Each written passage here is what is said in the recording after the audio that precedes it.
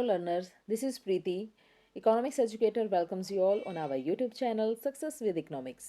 Perfect competition का next part हमारा short run and long run equilibrium of firm under perfect competition ये हम आज करेंगे, जिसमें हम total revenue and total cost approach, marginal revenue and marginal cost approach पहले करेंगे। उसके बाद फिर शॉर्ट रन में क्या कंडीशन होती है, लॉन्ग रन में क्या कंडीशन होती है, वो क्लियरली हम डिस्कस करेंगे। देन ये देखिए कि जो शॉर्ट रन इक्विलिब्रियम है, पहले हमें ये मीनिंग समझना पड़ेगा कि short run and long run, short run and long run होता क्या है। शॉर्ट रन थोड़ा समय मीन्स अल्पकाल, अल्पकाल समय की वो अवधि, वो पीरियड जिसमें किसी वस्तु की पूर्ति को उसकी वर्तमान उत्पादन क्षमता तक बढ़ा सकते हैं। जो शॉर्ट रन है उसमें हम सिर्फ उतनी ही सप्लाई को बढ़ा सकते हैं जितनी एक फर्म की कैपेसिटी होती है। उसके बाद जो लॉन्ग रन है, लॉन्ग रन में क्या होता है, जितनी हमारी सप्लाई, जितनी हमारी डिमांड है उसके अकॉर्डिंगली सप्लाई को हम बढ़ा सकते हैं। तो लॉन्ग रन इतना लंबा समय होता है। तो इससे पहले हमें total revenue and total cost approach, marginal revenue and marginal cost approach, क्योंकि शॉर्ट रन इक्विलिब्रियम में super normal profit, minimum loss, normal profit और ये सब डिटरमाइंड होगा। Average revenue, marginal revenue, total revenue, ये सब हमने इसमें देखना है। तो उससे पहले हमें इनके मीनिंग समझने की ज़रूरत है। ये देखिए कि टोटल रिवेन्यू क्या है। Total revenue is obtained by multiplying the price at which the good is sold by the number of unit of the good sold. मतलब जो भी हम क्वांटिटी बेच रहे हैं और जिस प्राइस पर बेच रहे हैं, अगर हम दोनों को मल्टीप्लाई कर दे तो हमारा क्या आ जाएगा, टोटल रिवेन्यू। मान लीजिए हम 10 वस्तुएं बेच रहे हैं और 2 रुपये के हिसाब से बेच रहे हैं, तो 10 दूनी 20, यानी कि 20 रुपये हमारे क्या है, टोटल रिवेन्यू है। एंड मार्जिनल रिवेन्यू क्या होती है, सीमांत आगम जिसको कहा जाता है, इज एक additional revenue arising from the sale of additional unit of output. एक आउटपुट की एडिशनल यूनिट बेचने से टोटल रिवेन्यू में जो चेंज होगा, दैट इज मार्जिनल रिवेन्यू, सीमांत आय। जैसे हम पहले क्या कर रहे थे, 10 वस्तुएं बेच रहे थे 2 रुपये के हिसाब से, अब हम 11 वस्तुएं बेचेंगे 2 रुपये के हिसाब से, तो 11 दूनी 22। अब पहले 20 हमारी टोटल रिवेन्यू थी, अब 22 है, तो ये जो 2 का डिफरेंस है दैट इज मार्जिनल रिवेन्यू। ठीक है, तो ये देखिए फॉर्मूला भी है इसका कि टोटल रिवेन्यू, जो चेंज है टोटल रिवेन्यू में, चेंज इन आउटपुट की, इसकी वजह से टोटल रिवेन्यू में जो चेंज आया वो क्या है, मार्जिनल रिवेन्यू। एवरेज रिवेन्यू क्या है, is the revenue per unit of output sold, it is always equal to the price. मतलब ये पर यूनिट, एक यूनिट बेचकर जो हमें मिला, जैसे हम 10 वस्तुएं बेच रहे थे 2 रुपये के हिसाब से, ठीक है, तो टोटल रिवेन्यू हमारी कितनी थी, 20। टोटल वस्तुएं हमने कितनी बेची, 10। ये देखिए 10 दूनी 20, यानी कि 2 रुपये के हिसाब से हम क्या बेच रहे थे, कोई भी वस्तु बेच रहे थे। तो एवरेज रिवेन्यू हमारा क्या है, 2 रुपये के हिसाब से, इनके प्राइस था ना 2 रुपये, तो एवरेज रिवेन्यू ही हमारा प्राइस होता है। आई थिंक आपको ये total revenue, marginal revenue and average revenue बिल्कुल क्लियर है। आप एक बार वीडियो को बैक करके एक बार और इस मीनिंग को समझने की कोशिश करना। जब 2 बार आप करोगे, कॉपी पेन साथ लेके बैठना, ये फॉर्मूले साथ में लिख के देखना, आपको बहुत अच्छे से क्लियर हो जाएगा। क्योंकि अब यही कंसेप्ट आगे काम आएंगे जब हम डायग्राम करेंगे ना, शॉर्ट रन इक्विलिब्रियम या फिर टोटल रिवेन्यू, टोटल कॉस्ट और ये सब, तो यही वाली चीज़ें हमारी काम आएंगी। नेक्स्ट है, ये देखिए जो अप्रोच आ गया अब हमारी, कि total revenue, total cost and total profit. इसको हम क्लियरली देखेंगे कि ओ एक्स एक्सिस पे हमने आउटपुट लिया है, ओ वाई पर प्राइस लिया है। जो हमारी टोटल रिवेन्यू कर्व है, ये हमारा जैसे जैसे आउटपुट बढ़ रहा है ये बढ़ रहा है। एंड टोटल कॉस्ट हमारी वाई एक्सिस से स्टार्ट होती है, क्योंकि टोटल कॉस्ट में total fix and total variable, इन दोनों का ये जोड़ होती है। एंड टोटल फिक्स कॉस्ट हमेशा क्या रहती है, ऐसे फिक्स रहेगी। ठीक है, तो और टोटल को जो ये है टोटल कॉस्ट है, उसमें वेरिएबल कॉस्ट का भी जोड़ होता है। ये देखिए, और वेरिएबल कॉस्ट हमेशा हमारी 0 से स्टार्ट होती है।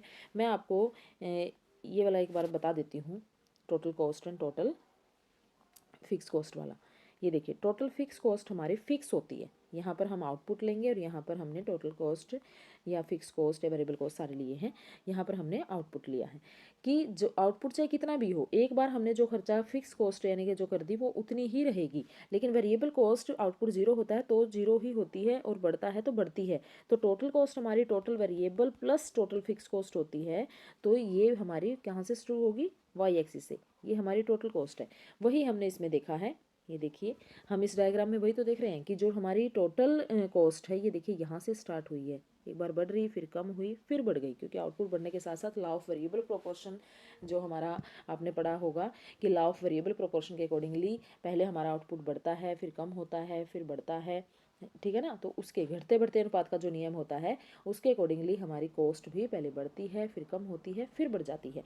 लेकिन जो हमारी टोटल रेवेन्यू है, ये आउटपुट बढ़ रहा है, ये भी बढ़ रही है, फिर मैक्सिमम होती है, फिर घटना शुरू हो जाती है। तो जहाँ पर ये दो पैरेलल लाइंस हमने इनके अकॉर्डिंगली खींची हैं और जहाँ total revenue and total cost का मैक्सिमम डिफरेंस है वो हमारा प्रॉफिट होता है। क्योंकि देखिए जब हमारी कॉस्ट ज़्यादा है और हमारी रेवेन्यू कम है तो हमारा प्रॉफिट भी क्या है, नेगेटिव में है। धीरे धीरे जब हमारी रेवेन्यू बढ़ रही है, कॉस्ट कम आ रही है, तो देखिए हमारा प्रॉफिट भी बढ़ रहा है। जब ये मैक्सिमम डिफरेंस इन दोनों के बीच हो जाता है तो ये देखिए यहाँ पर हमारा टोटल प्रॉफिट क्या है, मैक्सिमम है। उसके बाद धीरे धीरे कॉस्ट बढ़नी शुरू हो जाती है, रेवेन्यू कम होनी शुरू हो जाती है, खर्चे ज़्यादा, इनकम कम, तो फिर क्या हो जाता है, प्रॉफिट हमारा गिरना शुरू हो जाता है। तो ये total revenue and total cost approach है। उसके बाद ये हमने देख लिया था। उसके बाद है कि ये total revenue and total cost वाली जो अप्रोच थी हमारी, अभी यही तो देखा था हमने कि इसमें हमने सीमांत आय, सीमांत जो लागत है वो वाली अप्रोच भी करनी है। बट यहाँ हमने प्रॉफिट को मैक्सिमम देखा था, अब यहाँ लॉस को मिनिमम करके देखेंगे हम। कि मान लीजिए हमारा आउटपुट ये है, वो एक्सिस पे हमने लिया है, वाई पर हमारा प्राइस है, ठीक है। तो यहाँ पर प्राइस एक लगा लो आप, रिवेन्यू कॉस्ट एंड लॉस। यहाँ पर हम क्या लेंगे, रिवेन्यू कॉस्ट एंड लॉस, क्योंकि हम यहाँ सारी चीज़ें देखेंगे ना। तो टोटल रिवेन्यू हमारी क्या हो रही है, अपवर्ड स्लोपिंग है, बिल्कुल सीधी जा रही है। जैसे जैसे आउटपुट बढ़ रहा है वैसे वैसे रेवेन्यू बढ़ रही है। और टोटल कॉस्ट हमारी वाई एक्सिस से स्टार्ट है, अभी से पहले हमने देखा था। और टोटल वेरिएबल कॉस्ट हमारी कहाँ से शुरू हो रही है, जीरो से, क्योंकि वेरिएबल कॉस्ट आउटपुट जीरो होता है तो ये जीरो होती है। और जहाँ टोटल कॉस्ट और टोटल वेरिएबल कॉस्ट का ये डिफरेंस है, यही हमारा क्या है, मिनिमम लॉस, न्यूनतम हानि। क्योंकि यहाँ पर कॉस्ट ज़्यादा है और रेवेन्यू कम है, तो ये वाला जो यहाँ पर ये वाला जो गैप है, ये डिफरेंस है, ये हमारी क्या है, न्यूनतम हानि है। उसके बाद marginal revenue and marginal cost approach करेंगे। बट उससे पहले हम मार्जिनल रिवेन्यू ये भी देखेंगे। अब मीनिंग में मैंने आपको समझा दिया था कि एक एडिशनल यूनिट बेचने से टोटल रिवेन्यू में जो चेंज आता है वो मार्जिनल रिवेन्यू है। ये यहाँ पर फॉर्मूला है, हम इसको ऐसे भी लिख सकते हैं TRN-1। कि अब हमने कोई चीज़ मान लीजिए वहाँ देखा था हमने एग्जाम्पल 22 में, अब हमारी बिक्री है टोटल 22 में और पहले वो 20 की थी, तो जो चेंज आया है 2, ये क्या है आपका मार्जिनल रिवेन्यू। उसके बाद मार्जिनल कॉस्ट की total production, change in total production cost that comes from making और प्रोड्यूसिंग वन एडिशनल यूनिट। एक यूनिट एक्स्ट्रा बनाने से टोटल कॉस्ट में जो चेंज आएगा, ये देखिए change in output and change in cost. तो एक यूनिट एक्स्ट्रा बनाने से टोटल कॉस्ट में जो चेंज आया दैट इज मार्जिनल कॉस्ट। तो मार्जिनल कॉस्ट का फॉर्मूला ये देखिए, change in quantity, change in total cost. हम इसको ऐसे भी लिख सकते हैं TCN-1। मान लीजिए कोई चीज़ प्रोड्यूस कर रहे हैं, पहले उसको जब हम प्रोड्यूस करते थे तो उसमें 15 रुपये जो खर्च आ रहा था, अब हम उसको प्रोड्यूस कर रहे हैं, अब ये N-1 प्रीवियस जो पहले वाला टाइम है पहले, लेकिन अब हम उस चीज़ को अगर प्रोड्यूस कर रहे हैं तो अब 20 आ रहा है, तो 20 में से 15 अगर हम करेंगे तो 5 जो हमारा चेंज आया है ना, वो हमारी क्या है, एक एडिशनल यूनिट को प्रोड्यूस करने से टोटल कॉस्ट में जो चेंज आ रहा है वो हमारी मार्जिनल कॉस्ट है। जो मैं बोल रही हूँ बेटा आप उसको साथ साथ लिख लीजिए, कॉपी पेन उठा लीजिए, फॉर्मूले डायग्राम साथ साथ करेंगे तो बहुत अच्छे से क्लियर होगा, बिल्कुल नहीं भूलोगे कभी भी।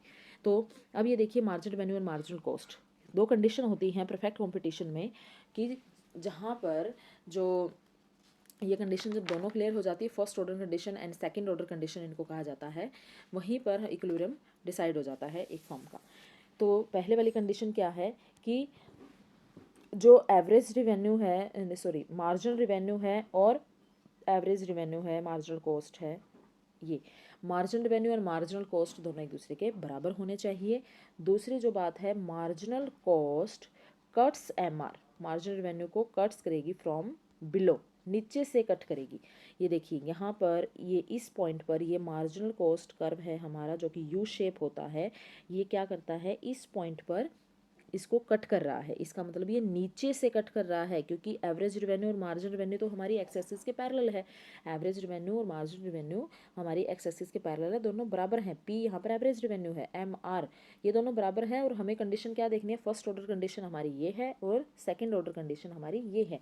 तो फर्स्ट ऑर्डर कंडीशन हमारी बिल्कुल कंप्लीट हो रही है कि यहाँ पर एम सी और एम आर दोनों बराबर हैं। अब बराबर तो यहाँ पर भी हैं, बट दूसरी कंडीशन क्या आ गई कि जो एम सी है वो एम आर को नीचे से कट करेगा और यहाँ ऊपर से कट कर रहा है, तो ये वाली कंडीशन हमारी नहीं होगी। इक्विलिब्रियम हमारा इस पॉइंट पर होगा, यहाँ पर ये ई पॉइंट पर इक्विलिब्रियम है, जो कि ये आउटपुट डिटरमाइंड हो गया। ये रिवेन्यू ज़्यादा कॉस्ट कम, तो यहीं पर हमारी दूसरी जो अप्रोच है वो कंप्लीट है कि मार्जिन रेवेन्यू और मार्जिन कॉस्ट अप्रोच। इससे पहले हमने टोटल रेवेन्यू और टोटल कॉस्ट अप्रोच की थी। आपको एक बार और मैं ये डायग्राम बता देती हूँ कि ओ एक्स पे हमने क्या लिया है, आउटपुट लिया है, ओ वाई पर मोस्ट इंपॉर्टेंट डायग्राम है, क्योंकि इसी के बेस पर अब आगे आपको क्या जो शॉर्ट रन इक्विलिब्रियम के हमारे super normal profit, minimum loss and normal profit, फिर लॉन्ग रन में नॉर्मल प्रॉफिट, ये सब जो मिलता है वो डायग्राम सारे यहीं से आपको क्लियर समझ आ जाएंगे। एक बार और इसको अच्छे से देख लेते हैं कि हमारी जो average revenue and margin revenue क्या होती है, ओ एक्स एक्सिस के पैरेलल होती है परफेक्ट कॉम्पिटिशन में। ठीक है, तो दूसरी पहली कंडीशन उन्होंने क्या कहा कि मार्जिनल कॉस्ट, हमें पता है मार्जिनल कॉस्ट क्या होती है, यू शेप होती है। कॉस्ट की एक यूनिट अभी एक सीरीज़ हम स्टार्ट करेंगे, ये कुछ स्टूडेंट्स की डिमांड पर मैंने परफेक्ट कंपटीशन वाली जो अलग से सीरीज़ स्टार्ट कर दी है। ठीक है, तो जिनको पहले वाले सारे कंसेप्ट क्लियर हैं वो उनके लिए बहुत ईजी रहेगा, जिनको क्लियर नहीं है उनके साथ साथ साइमल्टेनियसली मैं एक ये सीरीज़ स्टार्ट कर दूंगी कॉस्ट वाली, प्रोडक्शन वाली। ठीक है, तो आपको साथ साथ वो भी देखेंगे, साथ साथ ये भी देखेंगे, आपको क्लियर हो जाएगा बिल्कुल। तो जो मार्जिनल कॉस्ट है हमारी क्या होती है, यू शेप होती है।